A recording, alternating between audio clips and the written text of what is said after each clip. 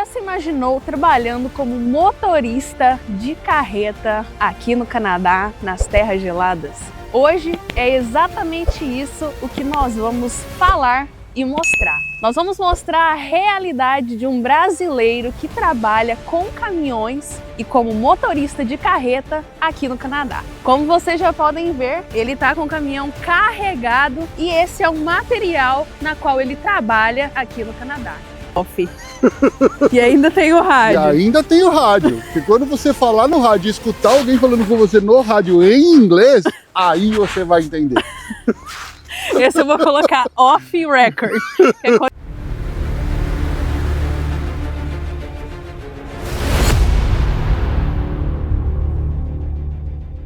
Com mais de 20 anos de experiência nessa área, ele se aventurou e hoje está aqui no Canadá para contar a sua história. Como foi a sua experiência de contratação, a sua experiência do Brasil, como ele decidiu tomar essa decisão de vir aqui para o Canadá, como vocês podem ver, essa terra gelada, trabalhar com toras, troncos e também vai contar as dicas na qual ele precisou para poder chegar aqui no Canadá. Se você estava ansioso por essa entrevista, fica nesse vídeo que eu tenho certeza que ele vai agregar demais para muitos dos motoristas de carretas que nós temos no Brasil e no mundo todo. Então vamos lá? Estamos aqui com o Alexandre. Ale, muito obrigada. Eu que agradeço. Por ter aceitado esse convite. O Alexandre está há quase 3 anos aqui no Canadá. Cheguei em julho de 23. Olha só, quase 3 anos aqui no Canadá como motorista de carreta, tora, tronco mais especificamente. E hoje ele vai contar para nós como que foi toda essa experiência de vir para o Canadá, quais são as diferenças, as dificuldades, tudo que vocês realmente gostariam de saber. Ale, começa se apresentando pro pessoal, pode ficar à vontade. Bom, meu nome é Alexandre, eu tenho 50 anos. 50? Meu Deus, olha só, pessoal, já começa por aí. Foi um salto na vida que a gente deu vindo para o Canadá.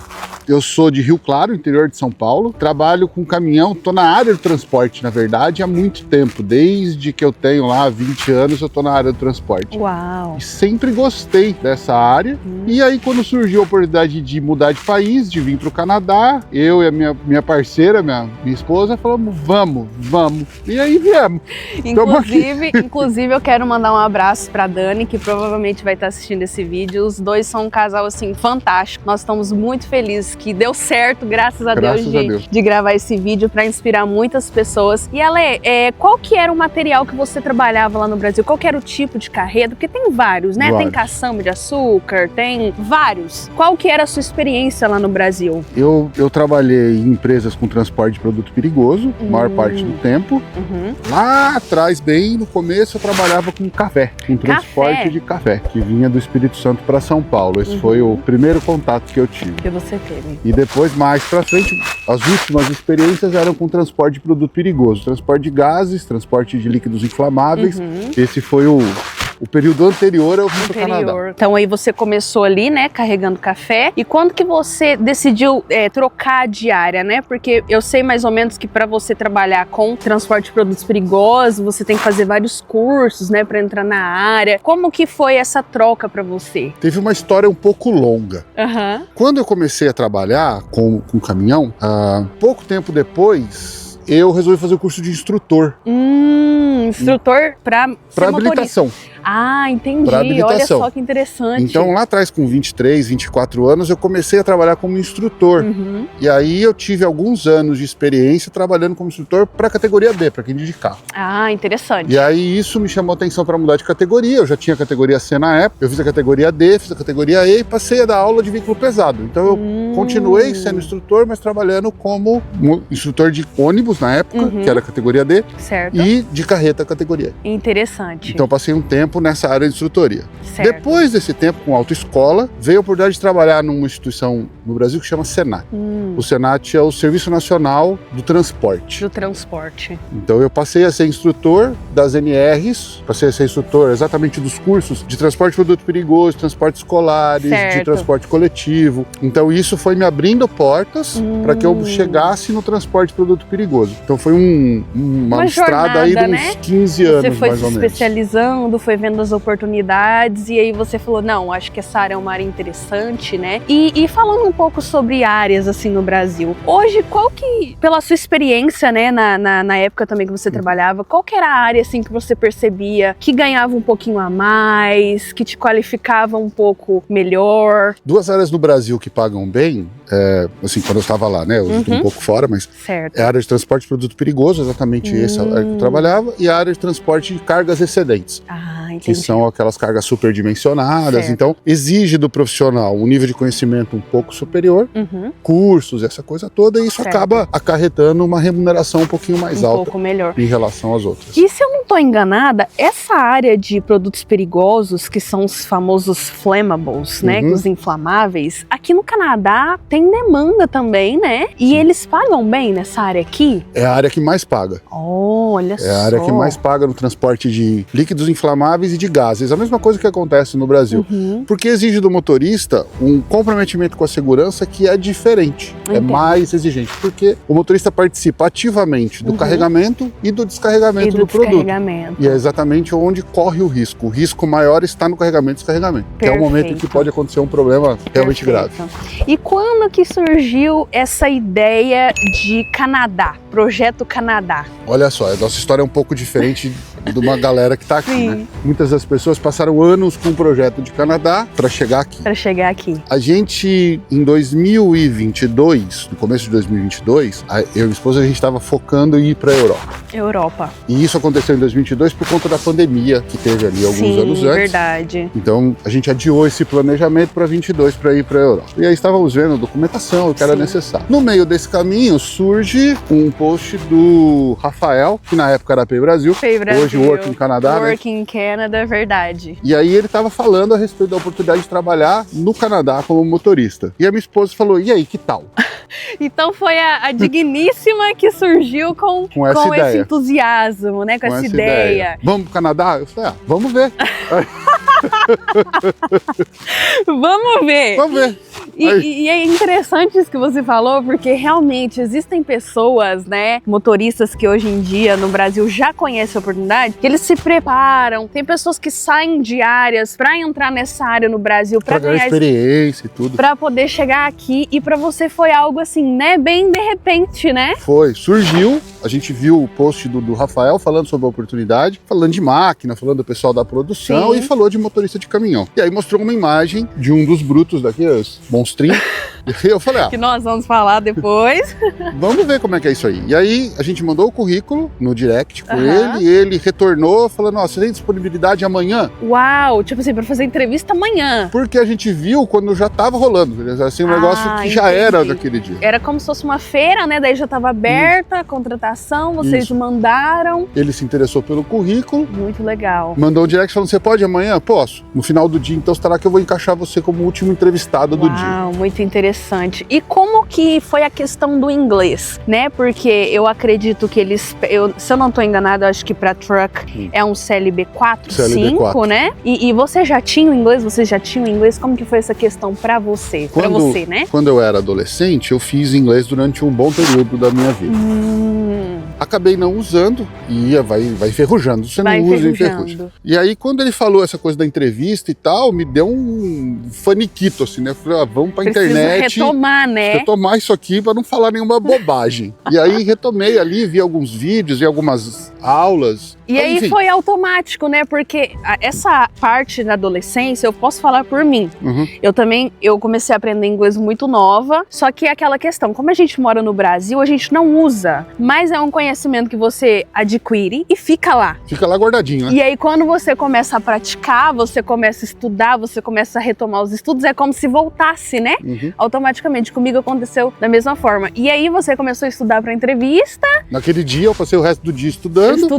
Pra no dia seguinte já fazer uma entrevista. No outro dia de manhã ainda ficamos um pouquinho em casa, que essa entrevista era em São Paulo, capital, eu moro no Rio Claro, eu morava em Rio Claro, que é uns 300 km mais ou menos do lugar. E aí a gente foi de manhã, manhã pra lá, logo depois do almoço, fomos pra Era entrevista. presencial. É presencial. Chegamos lá, na entrevista tinha algumas pessoas, inclusive uma pessoa fazendo entrevista de motorista de caminhão. Naquele momento eu fiquei ali Meio quieto, retraído, receoso, né? Como é típico. Sim. E minha esposa queria conversar com todo mundo, porque é típico também.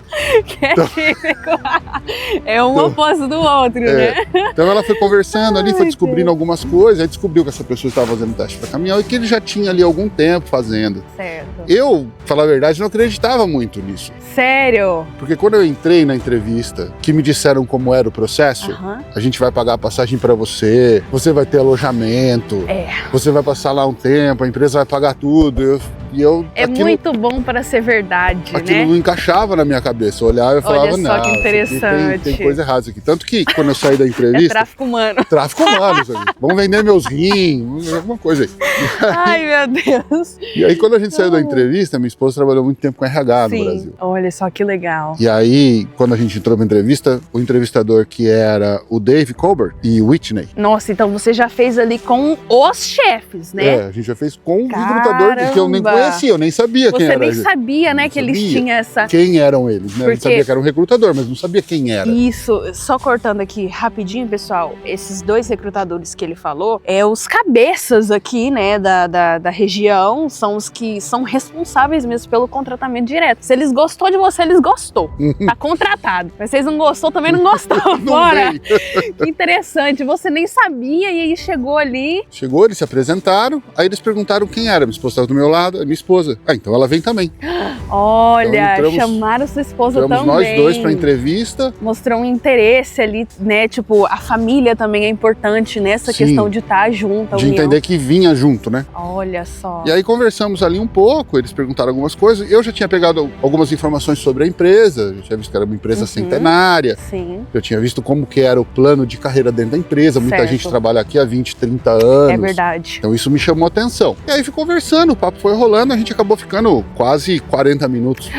40 minutos. Conversando a respeito do trabalho, das minhas experiências no Brasil, se eu estava disposto mesmo a vir para o Canadá. Então foi assim um papo que rendeu bastante. Foi bem legal, né? Desenvolveu. Foi bem tranquilo. Quando saímos da entrevista, minha esposa falou, você já está aprovado.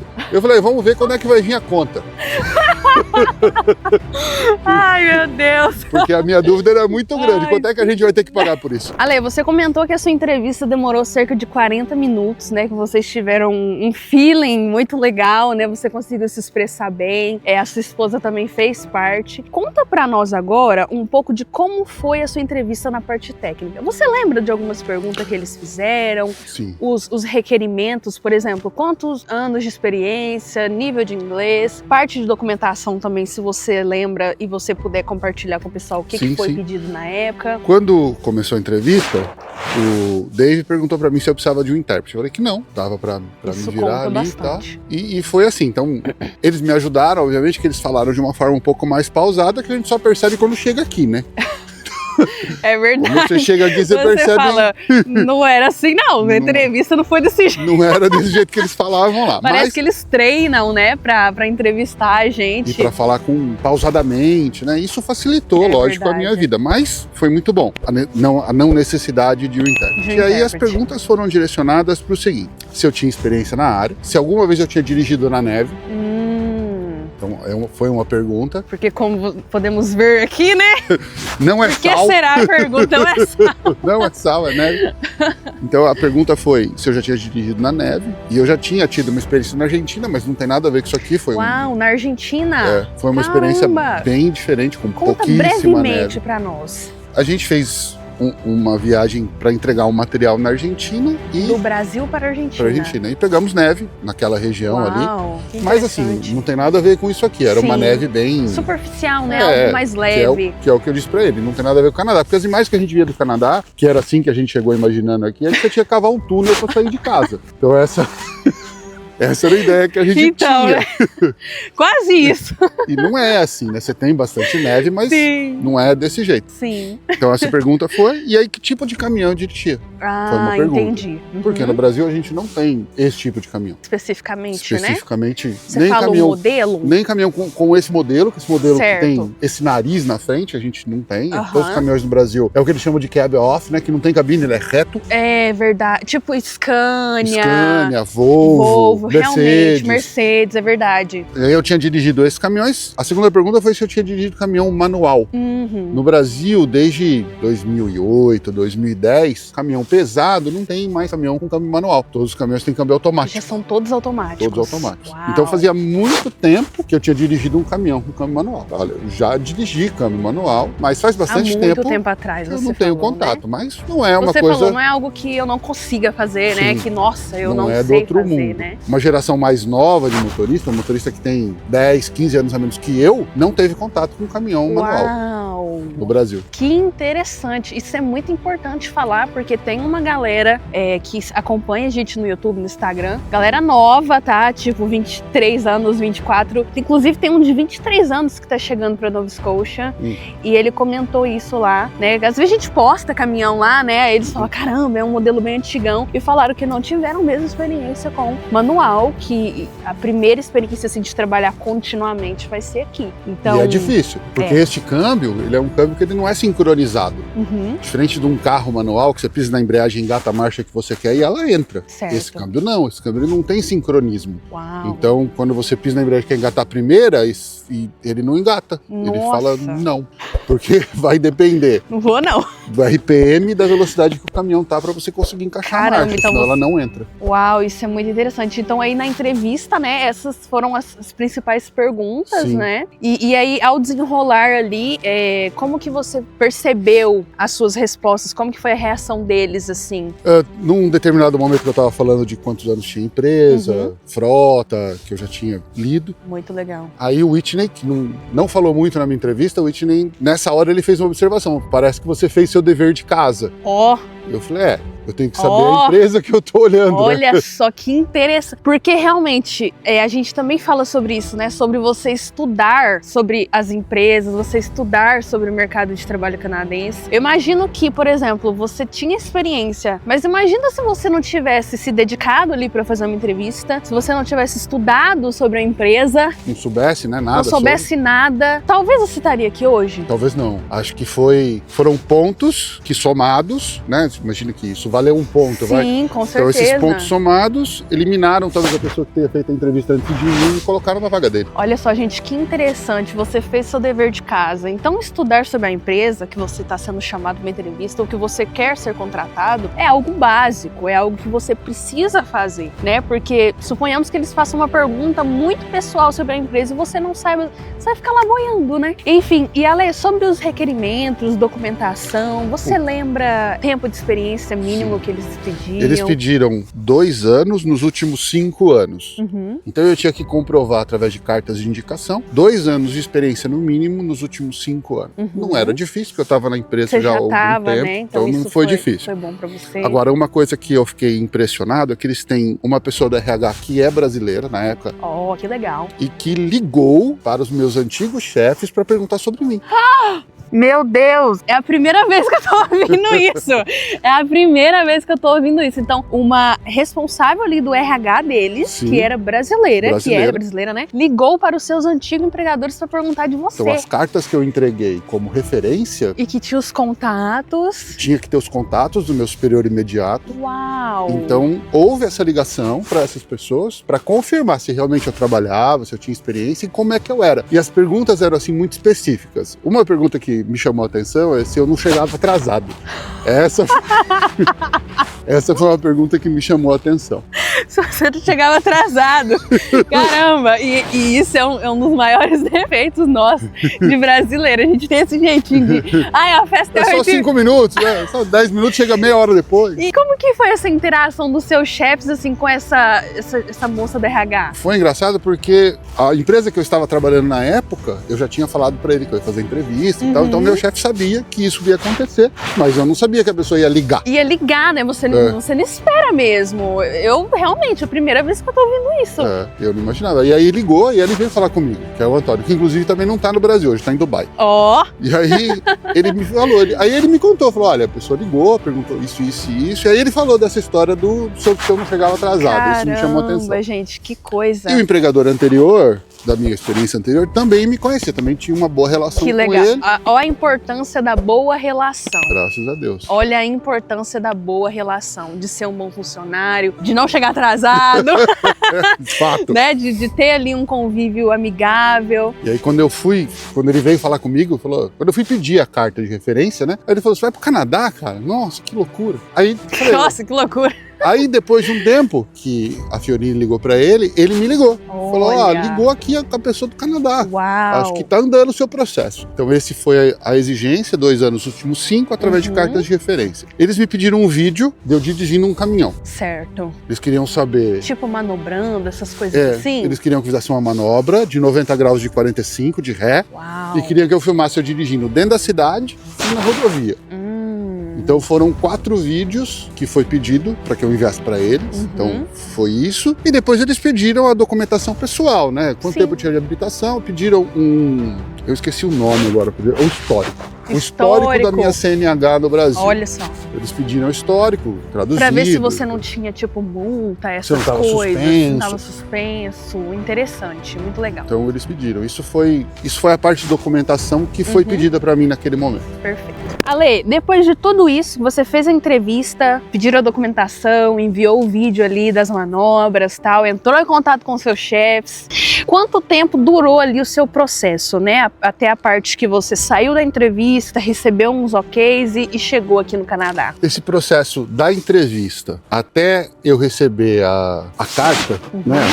A job offer. A job offer e tudo. Eu fiz a entrevista em outubro, foi dia 14 de outubro que eu fiz a entrevista e eu recebi a confirmação de que estava tudo certo em março.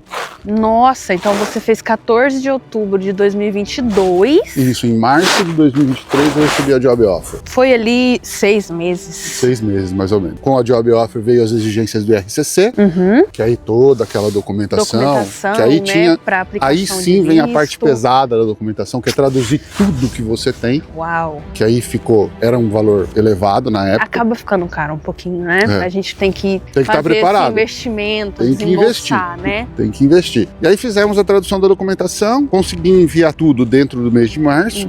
E aí no comecinho de julho, foi engraçado isso, no comecinho de julho me ligaram, me dando 2 datas para vir para cá. E a primeira data era dia 19 de julho e a segunda data dia 26, 27 de julho. 19 de julho me chama a atenção porque o meu aniversário é dia 18. Nossa! Então... Meu Deus, então você ia fazer aniversário e embarcar no dia seguinte. Exatamente, então foi assim bem... Meu Deus! Foi bem próximo, né? Bem próximo, foi um presente de aniversário que eu ganhei. Que coisa! No dia 19, então, embarquei. Então, você aplicou ali pro seu visto de trabalho em março, quando que ele saiu? Você saiu lembra? No comecinho de julho. Comecinho de julho, e aí 19, um dia após seu aniversário, você embarcou. Embarquei pra cá. Então, digamos aí que o seu processo durou cerca de 9 meses. Mais ou menos. Que interessante. E às vezes as pessoas, elas ficam muito ansiosas, né? Nossa, meu Deus, demora, meu processo demora. Mas fala pra nós. Eu não sou uma pessoa ansiosa, mas sabe qual foi o dia que eu comemorei? O dia que meu passaporte voltou pra casa. E aí que você abriu e tava lá seu visto, né? O dia que meu passaporte voltou com o visto... Aí você acreditou. Foi o dia que eu acreditei. Até agora não veio a conta pra pagar, não vem mais agora. Vamos entrar nessa parte agora. Você tá falando dessa conta e eu quero saber dessa conta.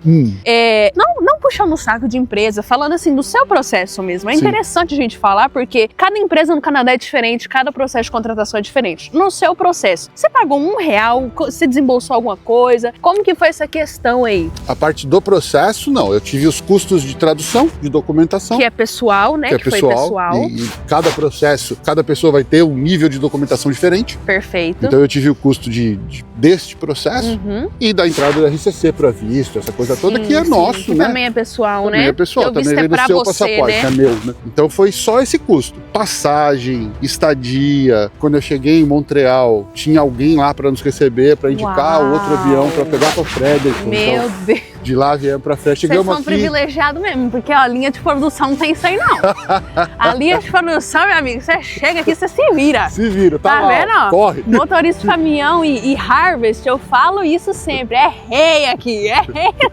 E aí, essa pessoa indicou, recebeu a gente, pegamos o voo pra Fredericton, em Fredericton foram nos receber, tinha gente pra receber a gente lá. A gente foi direto pra Sussex quando a gente chegou. A gente sabia que não era o nosso destino final, mas é onde eu fui fazer a minha documentação de habilitação. habilitação, fazer meu SIN brevemente number. sobre essa questão de documentação. A carta de motorista de caminhão no Brasil para cá, para o Canadá, como que funciona? É só chegar e dirigir? Tem que trocar? Não, tem que trocar e tem que fazer os exames teóricos e práticos aqui no Canadá.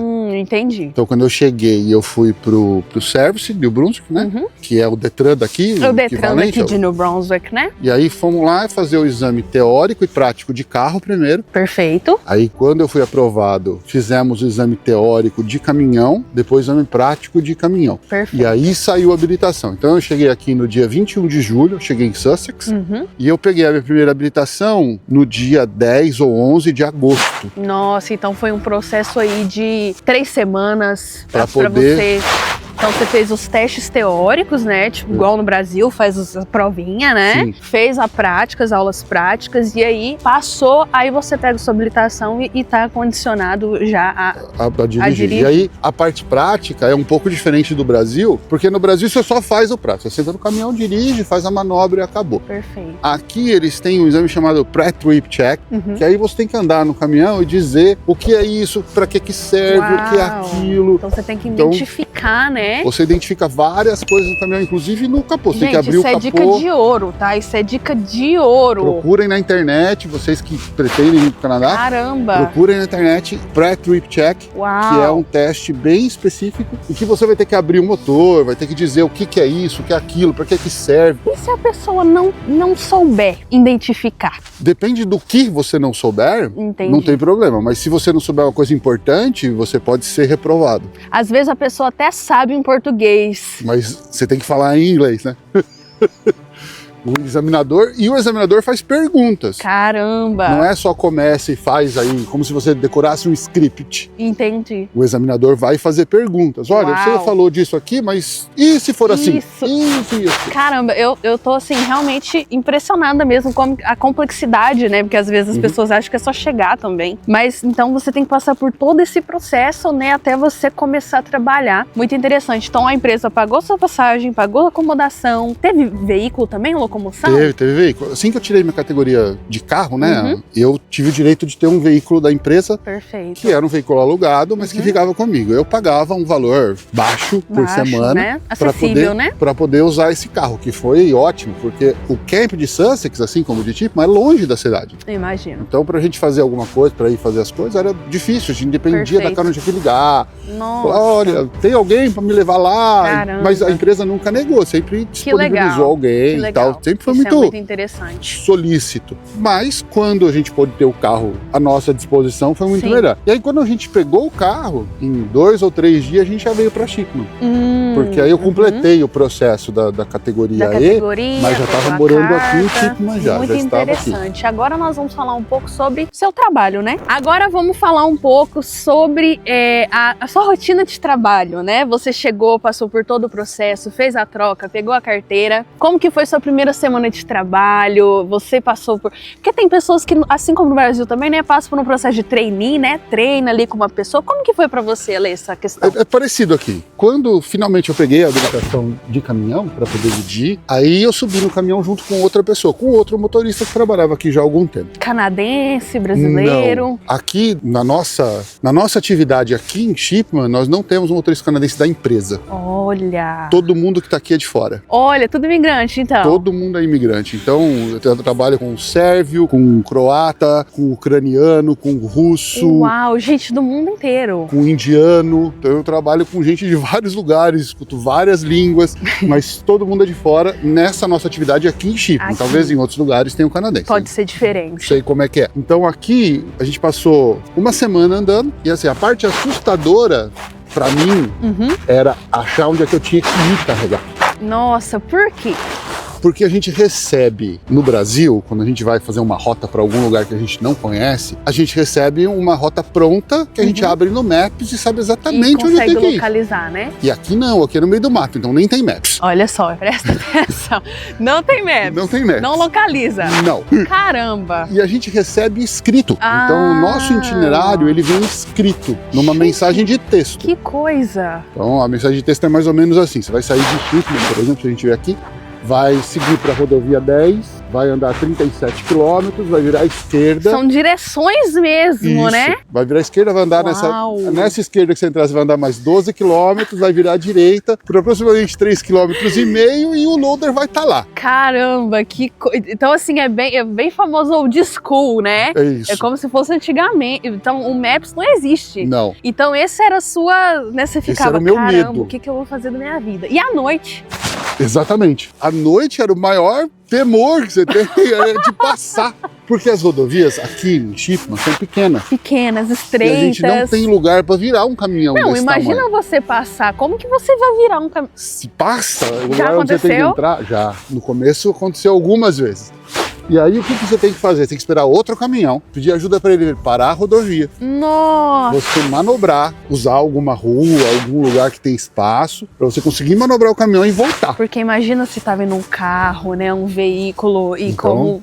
Nossa, realmente. Então aí pra você esse começo, essa parte foi a mais complicada, né? Foi a mais difícil. A mais difícil foi essa. A mais assustadora naquele Certo. momento foi essa. E aí depois com o tempo... Depois com o tempo vai ficando mais fácil porque você vai decorando onde são os lugares. Ah, olha só que legal. Porque não é que não muda. Tem Muda, lugares novos, sim. toda semana aparece um lugar novo. Mas você já sabe onde é a rodovia 10, onde é a 16, onde é a 111. Você já sabe onde tá. Então, mais ou menos, você sabe onde tá o loader. Perfeito. Isso ajuda. E quanto tempo você ficou ali treinando com essa pessoa? Uma semana. Uma semana? Uma semana. Uau, então você ficou uma semana e já te jogou. Falou, Uma vai. semana, o caminhão tá ali, esse é seu, vai que é tua. Meu Deus do céu. E falando um pouco sobre esse material aqui, você já trabalhou com ele no Brasil? Não, nunca Como trabalhei que foi? com madeira. Eu acredito, vamos clarificar algumas coisas aqui. Pelo Alexandre já ter uma experiência muito longa, 20 anos na área, essa experiência foi a que contou para que ele chegasse aqui, porque um motorista de caminhão de 20 anos é experiência pra lá, né? Então, como você nunca tinha trabalhado, como que foi para você aqui chegar, começar a trabalhar especificamente com o tronco de madeira? O que eu ficava preocupado, e aí depois eu entendi que eu não precisava entender muito, era que tipo de madeira é. Certo. Então eu ficava meio preocupado. Que tipo de madeira é essa? O que estão carregando e tal. Mas com o tempo eu entendi que não era uma preocupação minha. Que eu tinha que entender como eu carrego, o peso. Então aqui dentro no caminhão, depois se quiser eu mostro ali, tem um sensor digital que mostra para mim o peso. Perfeito. Então eu tenho que controlar o peso. Esse caminhão eu carrego de peso bruto total 62,5 toneladas, é o meu peso máximo. 62. E o caminhão vazio pesa em torno de 20 toneladas. Então eu tenho 40 toneladas de espaço de carga, que é dividido. Então eu tenho 29.500 quilos aqui nessa parte da frente. Ali, na parte da frente. Todos esses 4 eixos aqui eu posso ter 29.500. Uhum. E nos 4 eixos traseiros eu posso ter 32. Perfeito. Então esse é o meu peso, que é dividido ali no mostrador. Eu consigo ver, consigo visualizar. E tem que tomar cuidado para não ter sobrepeso. Ah, entendi. Porque se eu tiver uma multa de excesso de peso, quem paga sou eu. Uau. E dói. Então não é a empresa, é você que paga. E dói. Então você tem que andar na linha. Andar na linha. Também não posso trabalhar com peso muito baixo. Muito baixo. Não posso chegar aqui Produção. com 57 mil quilos que vão brigar comigo. Porque Então tem que ser ali o que eles pedem é sempre acima de 60. acima de 60. Acima de 60. Ale, mostra pra nós como que é a sua rotina de trabalho. Vamos supor, você chega, você tem que fazer o checklist do caminhão, Eu você chego tem de que manhã, checar. meu turno começa às 6 da manhã. Uhum, Eu chego, ou o caminhão tá aqui, ou em Fredericton, que é a cidade onde eu moro. perfeito. E aí eu tenho que fazer o pré-trip. Uhum. Se Então, você quiser mostrar, pode ficar à Algumas vontade, coisas que não tem no Brasil, né? Esse cubo da roda aqui, ó, é uma coisa que no Brasil ele é fechado. viu? Perfeito. E aqui ele é aberto e tem o óleo aqui que faz a lubrificação do cubo. Você vai ver que em todas as rodas você vai ter isso aqui. Então é um Entendi. item que a gente precisa verificar. A gente verifica as luzes. Não pode ter luz queimada, né? Não pode ter luz apagada que não esteja funcionando. Uhum. E verifica os pneus. Esse é o principal Perfeito. que a gente tem que fazer todos os dias. Verifica os cabos. Uhum. Principalmente quando eu estou carregado, os cabos têm que estar tensionados. Esses daqui? Os cabos que seguram a carga. Perfeito, entendi. Então os cabos de aço que seguram a carga, eles têm que ser verificados, principalmente quando o caminhão está carregado. Uhum. Se eu chegar de manhã e ele estiver carregado, eu vou ter que testar os cabos. E se ele não estiver carregado, eu vou olhar se tenho todos os cabos, né? Que é uma outra preocupação. E aqui, na parte da conexão, né, entre o caminhão e a carreta, eu tenho que verificar se a conexão está bem feita, se não tem vazamento, mas isso a gente verifica no ouvido, né? Chegou aqui perto, se tiver vazamento de ar, a gente vai ouvir. Então esse é o E Ale, principal. esses cabos aqui que você mostrou, como que é? É manual? É manual. É manual, você tem que passar, como que funciona? Você abre o cabo, joga ele por cima da carga Então e do outro lado... você vai ter que fazer um treinamento para jogar o cabo. Se o cara for baixinho, então ele... Vai ficar pulando com o cabo. Aí você trava o cabo e com essa barra aqui, você trava ele. Perfeito. E outra coisa também, eu já reparei que aqui existem 2 tipos de caminhão. Sim. Existe esse, que é o que você trabalha, eu não sei se eu vou saber identificar. E uns que já vem com guincho. Que é parecido com aquele. Ah, ali, Isso. Olha que legal. Mostra lá pra nós, irmã. Olha que legal aquele ali. Aquele ali, ele já vem com o guincho, né? É o guincho, é isso mesmo que fala? Aqui o nome é loader, né? O carregador. Perfeito. E aí, quando tem esse loader, é o próprio motorista que tem que carregar? Que opera, exatamente. É o que eles chamam de self-loader, que é o autocarregador, né? O autocarregamento. Então é o motorista que desce, senta lá naquela cadeirinha lá em cima e ele que opera para carregar o caminhão. E aí exige dessa pessoa o conhecimento da madeira que eu tava falando no começo. Ah, entendi. Essa pessoa que trabalha com aquele caminhão precisa saber que tipo de madeira é, porque ele recebe a ordem e fala, olha, que você chegar lá, você vai carregar o Studwood Spruce Fir, que é esse daqui que eu tô carregando, mas ele tem que saber qual que é, para ele poder carregar a madeira certa. E você que escolhe se você vai trabalhar ou é eles que pegam e falam, ó, você vai trabalhar com esse caminhão aqui? Quando eu cheguei aqui, a empresa já tinha self-loader, ela tem até hoje, mas já tinha gente trabalhando, então eu não tive nem essa opção. Você não teve a opção. Você vai trabalhar nesse aqui que não é. Mas se eu pudesse escolher, eu não iria. Pega essa dica aí. Por quê? Pega essa dica. Aquela cadeirinha lá, se vocês olharem, é onde a pessoa fica para operar. Num dia que tá nevando, que tá chovendo, mostra. Você fica lá naquela cadeirinha lá operando. Olha lá, você sentado naquela cadeirinha ali. Então não tem proteção nenhuma, não é fechada. Não, é e nada. fora a madeira que vai estar toda coberta, você não vai saber que tipo de madeira que é. Às vezes o cara para o caminhão, tem que cavucar ali para ver que madeira que tem, aí tem que andar até a outra e desce dali, sobe no caminhão, anda até outro lugar, desce de novo, cutuca madeira. Muito interessante. Então, ó, você já pega a dica aí, tá chegando. É lógico que vai saber, né? Pode ser que hoje você não tenha opção, mas se você tiver, tá aí a dica. Ale, vamos dar uma passeada aqui, vamos falar agora um pouco sobre o modelo desse caminhão. Esse caminhão é um pouco diferente do Brasil. Primeiro, o motor dele é um motor V8, que não é comum no Brasil. Certo. Tem motor V8 no Brasil, mas não é comum. É um motor V8. É tipo antigo? Eu não entendo muito bem. Não é a construção do motor. No Brasil, a maioria dos motores são 6 cilindros em linha, é um motor comprido. E esse aqui é um motor de 4 cilindros em V. Então o formato dele é mais ou menos assim. Perfeito. Não é um motor comum, mas é um motor muito forte. Interessante. É um motor que tem muita força. O torque dele é muito alto. E dá pra perceber, se você me dá licença, até nessa parte aqui da frente, ó, ele tem uma construção bem diferente, bem modelo norte-americano, né? Sim, sim. Olha só que legal. Essa parte da frente aqui que vocês estão vendo é colocada quando o caminhão chega. Esse caminhão é um caminhão fora de estrada, ele não é um caminhão de estrada. Quando você vê um caminhão como o da Sunbury, por exemplo, que é outra empresa, sim. Ele é um caminhão de rodovia, então a frente dele é bem mais baixa, essa lateral dele é bem mais próxima do chão. Esse daqui não, é um caminhão fora de estrada. Esse para-choque aqui, ele é colocado quando o caminhão chega aqui. Certo. Que é um para-choque para proteger o caminhão e o condutor de acidente com animal. Então ele é chamado de Muse Bumper, que é um para-choque de alce. Que legal. Você sabia que eu sempre tive essa dúvida? E agora essa dúvida foi esclarecida. Porque realmente aqui no Canadá tem muito acidente com mousse, que é como é que é o nome? Alce. O alce, né? Gente, aqueles bichos são gigantes. Você já chegou a ver? Já, encontro com ele sempre no meio do mato.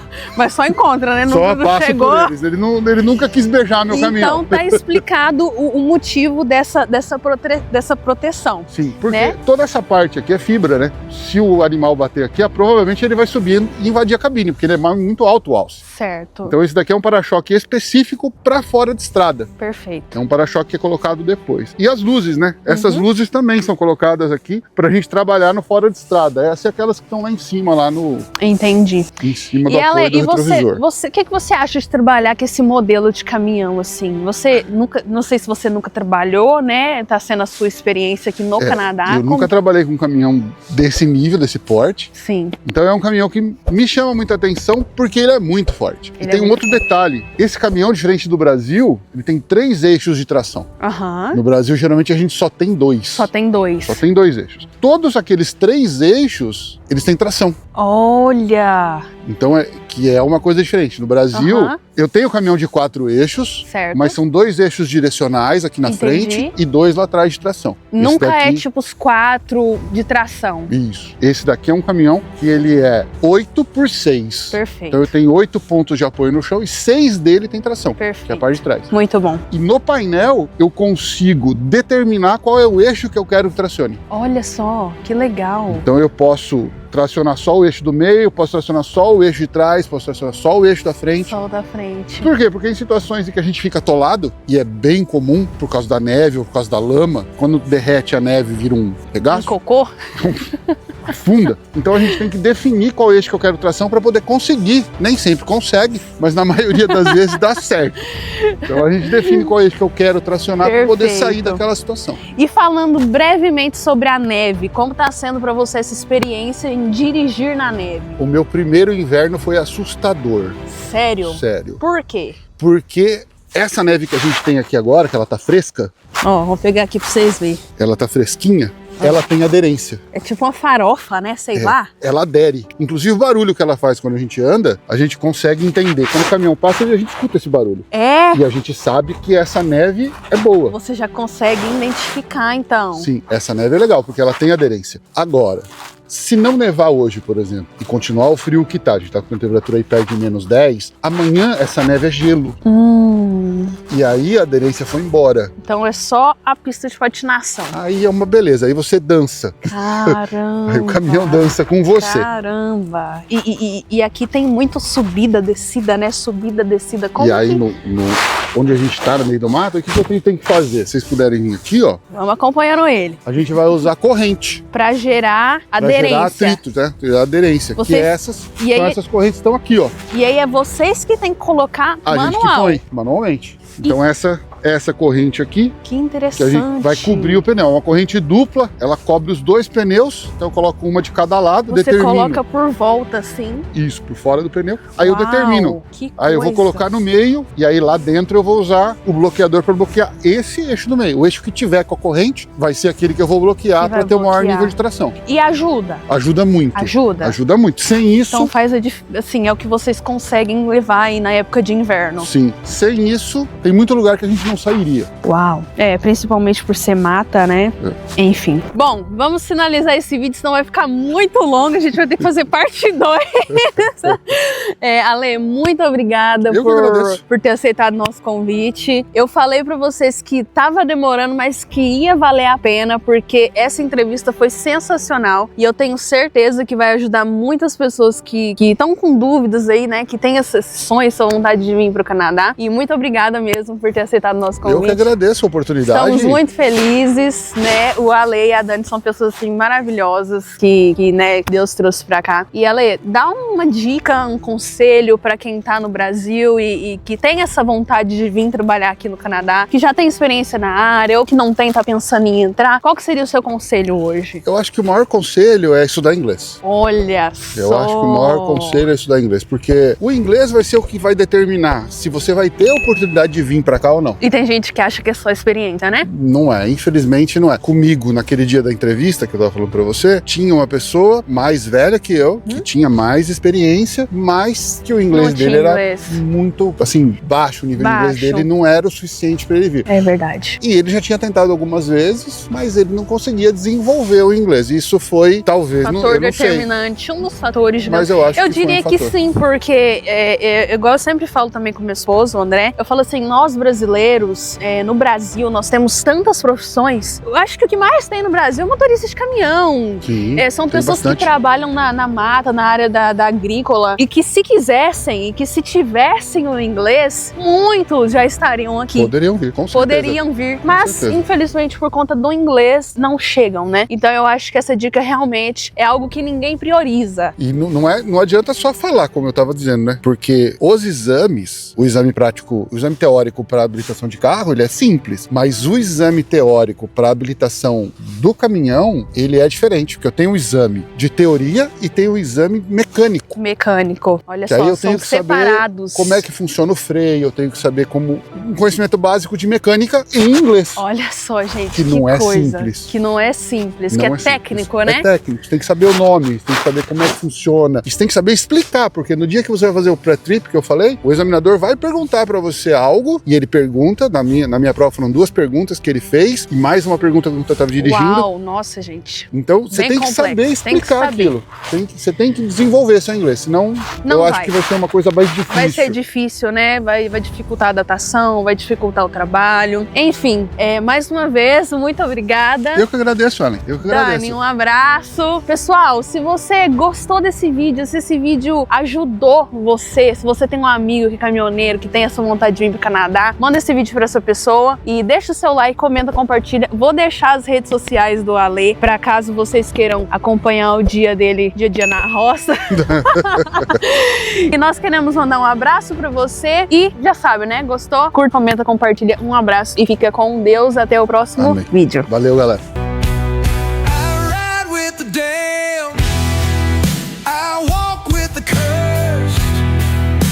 A shadow in the saddle, bound to get worse.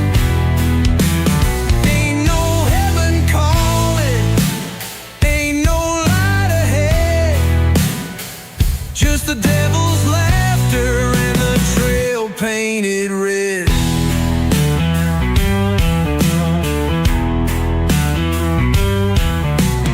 Moonlight flickers, bones in the sand. A town full of ghosts that remember my hand. Whiskey burns deep, but it don't kill the sin. I hear the reaper, and he's closing in. I ride with the damned, I walk with the cursed. A shadow